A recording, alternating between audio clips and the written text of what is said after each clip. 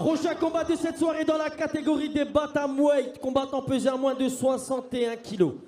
Dans le coin bleu, il nous vient de la ville de Rekem. On accueille de Red Looney.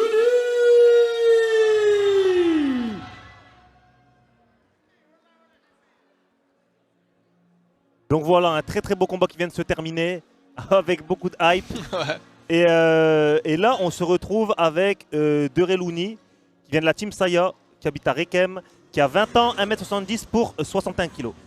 Donc pas de combat de MMA référencé, mais en tout cas il vient du judo.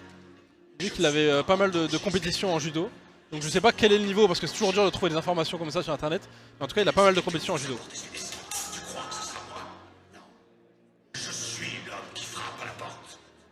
J'ai jamais rien fait au hasard, dans la stratégie.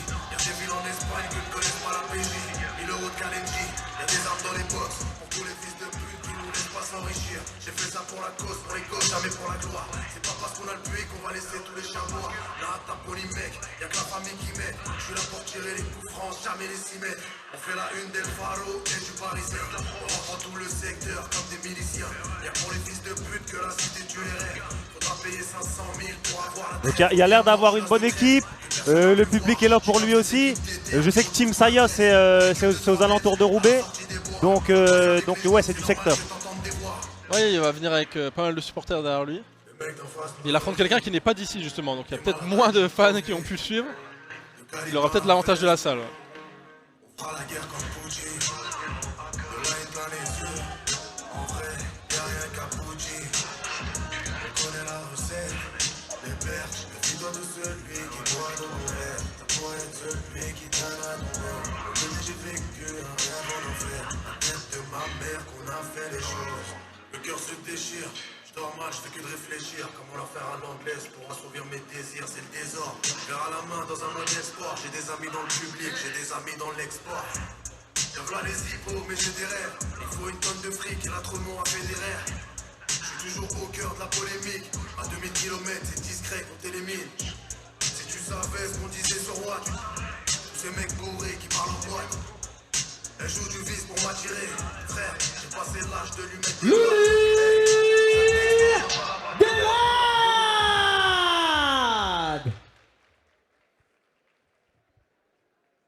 Face à lui dans le coin rouge, combien? Il nous vient de la ville de Metz. On accueille Bouivan Théo.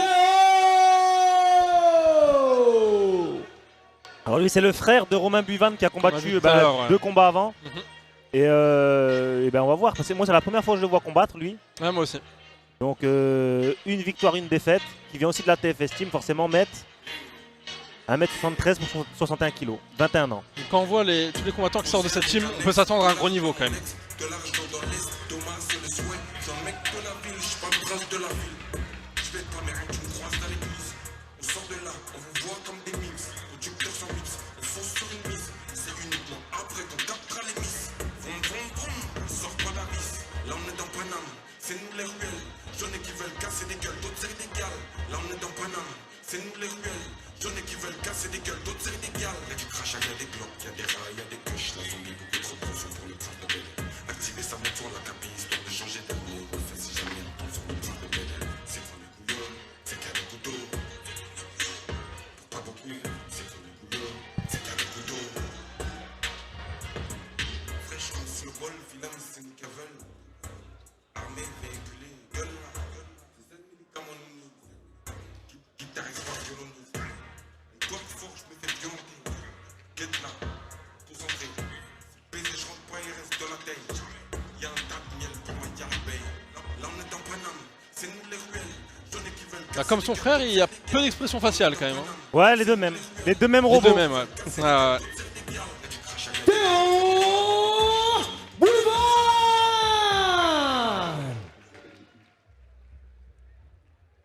Combat dans la catégorie des bantamweight, combattant pesé à moins de 61 kg dans le coin bleu. Il nous vient de la ville de Rekem, s'entraîne à la Team Saya. Il est âgé de 20 ans, mesure 1m70, 61 kg sur la balance. Il effectue son premier combat MMA. Looney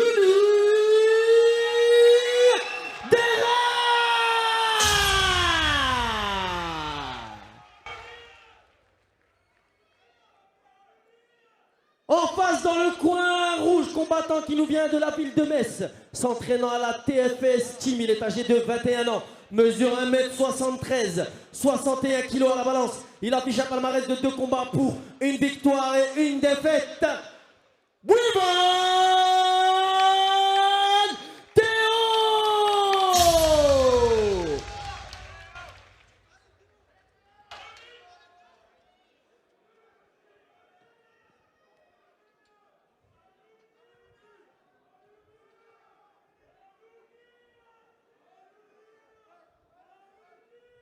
Et c'est parti entre Dere Louni et Buivanteo.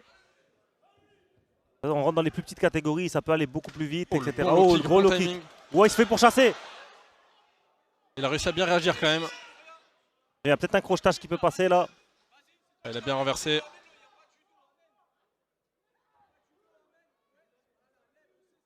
Il a réussi à le lever. Oh, il s'est accroche la cage. Il Il s'est accroche totalement la cage. accroché, hein.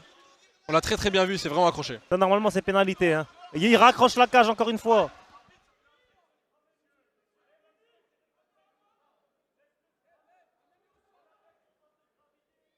Ah, c'est dommage parce que c'était des belles amenées au sol. Bon, il arrive quand même là. Ah oui, il peut le ramener au sol 2 fois, il s'accroche. Tu vois, Buivanteo, il s'épuise beaucoup. Hein, à arracher comme ça, c'est épuisant. Et si l'autre il s'accroche, bah, c'est dans le vide. Ah, pour le coup, c'est vraiment dommage pour lui. L'arbitre n'a même pas vu quoi. Et bah, dommage. Et maintenant, c'est Louni qui se retrouve en position avantageuse. On lui demande de mettre la garde papillon, donc voilà, malheureusement, c'est un pied possible. Louni qui avait bien réagi. Il attaque également l'anaconda. Oui, lui aussi. Alors peut-être qu'il arrive à rouler comme de dans mon le côté. précédent. Un bon genou au corps là.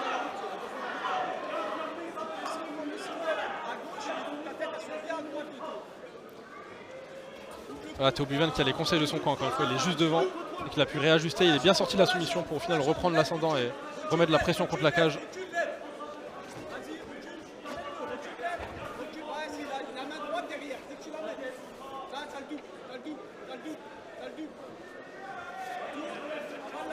En termes de transition, que ce soit lui ou son frère, franchement c'est très propre.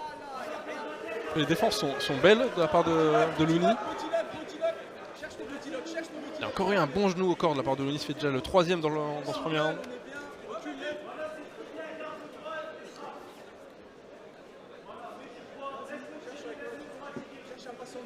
Il n'a pas énormément de succès Théo Buivant dans ses amenées au sol, mais au moins il oblige Louni à travailler. Tant que Louni défend, bah, il n'attaque pas au moins. Toujours ça, hein, essayer de travailler, cette espèce de volonté de toujours arracher, etc. de la part de Théo Buivant.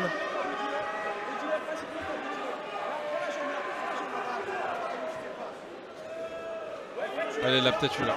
Il se raccroche encore. Accroché devant l'arbitre là pour le coup. Ça fait 3 fois qu'il s'accroche, forcément qu'il tombe pas.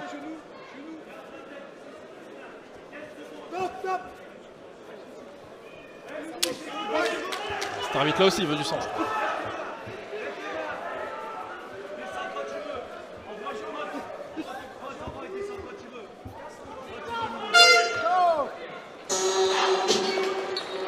Mais aucun des deux combattants qui a vraiment eu du succès dans ce round là. Ouais, premier round assez disputé. Hein. Ouais, mais on a quand même un Théo Buivant qui a beaucoup plus mis la pression contre la cage, donc ça peut jouer aux yeux des juges.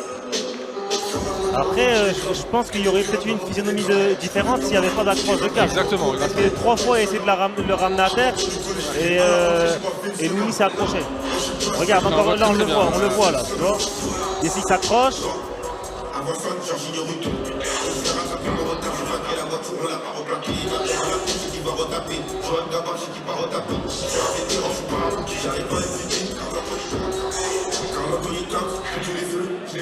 Buivant qui a dépensé beaucoup d'énergie dans ce premier round.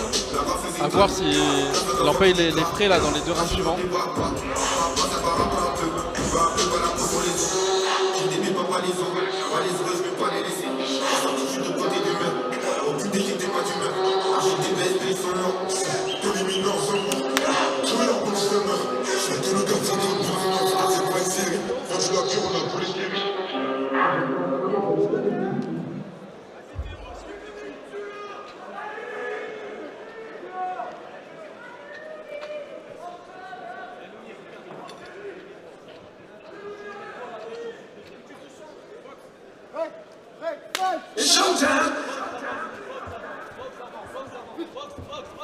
tentative de low kick directement. Ah, il rend bien joué ça de la part de Looney. Gros retour en anglaise. Voilà. Encore une fois. Gros retour en anglaise de la part de Looney. Il y a des bons timings.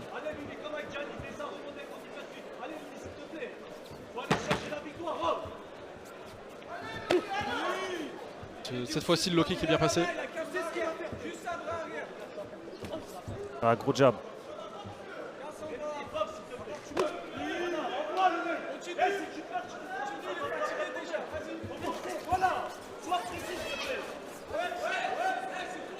Encore une fois, c'est Looney qui crée le clinch. Et c'est Théo Buivan qui en profite derrière. Tentative d'emmener. Il est très dur à amener au sol, Looney, j'ai l'impression. Il y a pas mal de fois où Théo Buivan avait l'avantage dans certaines positions, mais malheureusement, chaque fois, c'était bien défendu pour Looney. C'est là on voit le judo. Voilà, il vient prendre la top position, Looney.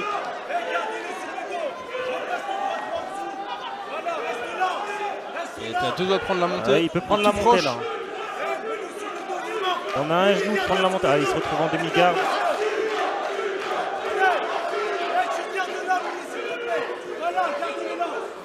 Il essaie de mettre quelques coups. Il n'y a aucune amplitude, donc ça ne fera pas vraiment de dégâts, mais au moins ça peut permettre de garder la position. Il essaie encore de passer la position.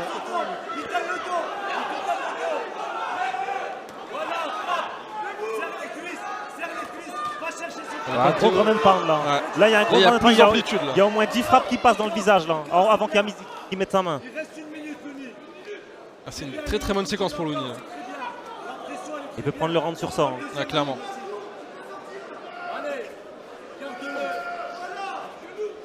Bonne réaction de Théo Buivan. Il réattaque encore une fois cette single leg, comme dans le premier round. Il a peut-être préparé quelque chose au sol. Hein. Peut-être qu'on n'a juste pas eu l'occasion de le voir. Ouais, Mais... il a peut-être préparé quelque chose au sol. Je vérifie que ça s'accroche pas. Ah, là, ça ferait beaucoup pour le coup. Un peu trop. Bon tentative de crochetage ça de la part de Looney.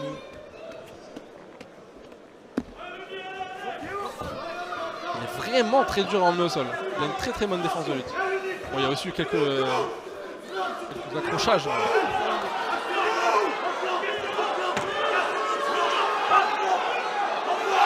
J'ai l'impression que Théo Buivan commence aussi un peu à fatiguer. On avait dit qu'il a mis beaucoup d'énergie dans le premier round. Là, il en a encore mis dans le début de deuxième. Et j'ai l'impression que ça commence à peser un petit peu sur lui.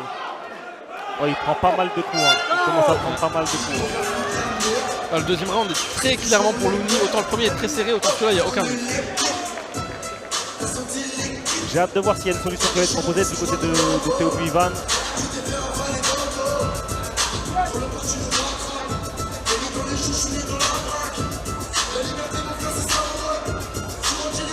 On voit ces frappes là contre la cage.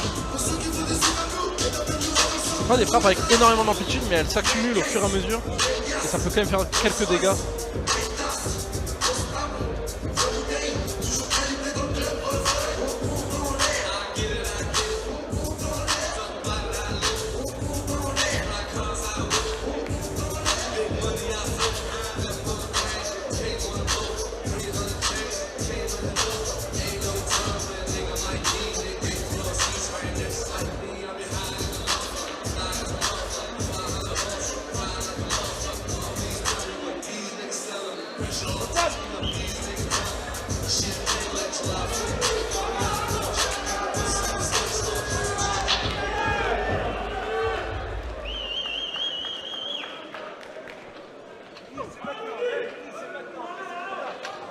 Troisième round potentiellement décisif. Hein.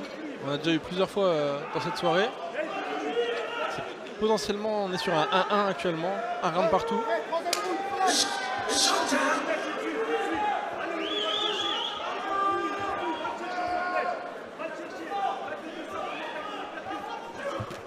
Voilà, gros bras arrière. Très bonne anglaise. Je ne sais pas pourquoi il vient chercher le contact. Ouais. Looney en anglaise, c'est vraiment pas mal. C'est vraiment bien. Gros coup de genou. Il y a encore quelques bons coups pour garder la position. Là, il y a trop envoyé. Voilà, il y a trop vraiment prendre. Il y a encore des frappes qui touchent. Encore un genou au corps, un deuxième. Encore une frappe. Encore. Il fait énormément de dégâts dans ce début de troisième round. Il arrive à se retrouver au-dessus en plus.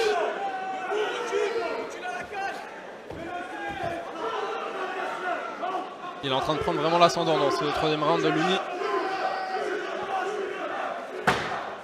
Attention quand même, hein, attention. Il va savoir reprendre la position dominante. Looney.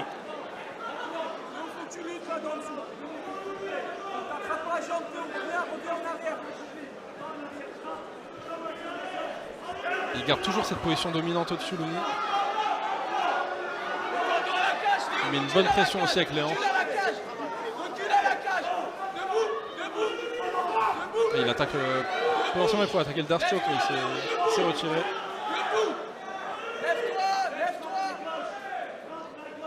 Attention à la guillotine. La guillotine elle peut passer. Hein. Ouais. Faire attention, non. Il a réussi à placer son bras en barrage. Et il y a encore des petites frappes. Il vient saisir les jambes avec ses jambes. Et là il passe en montée. Très gros troisième round de Looney. Très gros troisième round. Il peut finaliser comme ça. Hein. Il a passé les 2 crochets. Il repasse au-dessus. Et les frappes qui pleuvent une nouvelle fois sur Buivan. Là, les très grosses frappes de Looney.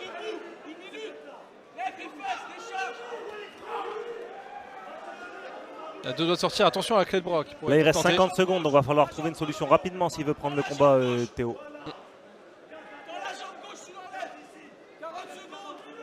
Je pense que la fatigue joue quand même un grand rôle là, pour Théo Buivan. Parce qu'il n'a pas du tout la même attitude que dans les 2 premiers.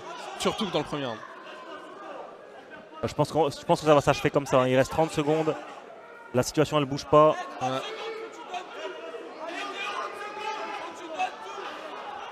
Ah, quoique. Ouais. Il arrive à voir le body lock. Mais là, il faut rompre et il faut striker. Hein, parce que là, ouais, il reste 15 secondes. Il n'aura pas le temps de travailler au sol.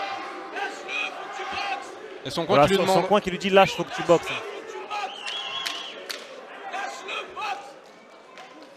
Il est trop fatigué, je pense. Ouais, voilà. Des fois, même si le coin il te dit lâche, boxe, tu penses quand même à ta sécurité. Et tu te dis, je suis mieux là. Je suis mieux en train de grappler. Il était trop fatigué pour striker et essayer de trouver un finish. Exactement.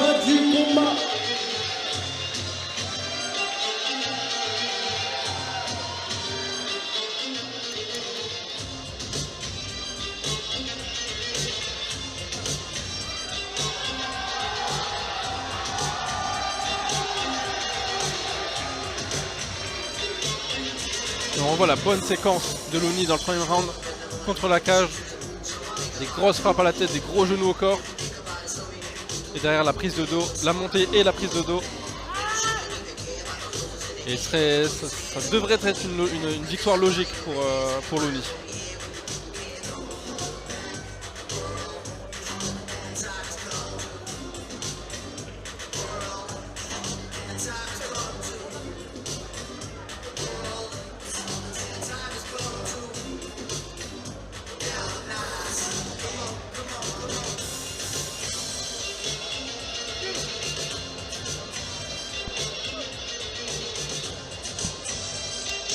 L'île qui vient prendre nos 2 combattants, s'il vous plaît.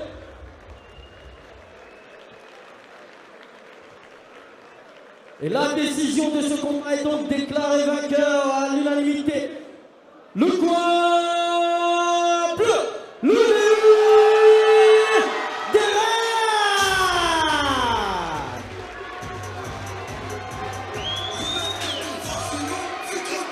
Un résultat logique, hein, Ouais, comme on l'avait dit. Franchement, c'est bien joué ça de la part de Looney. Hein.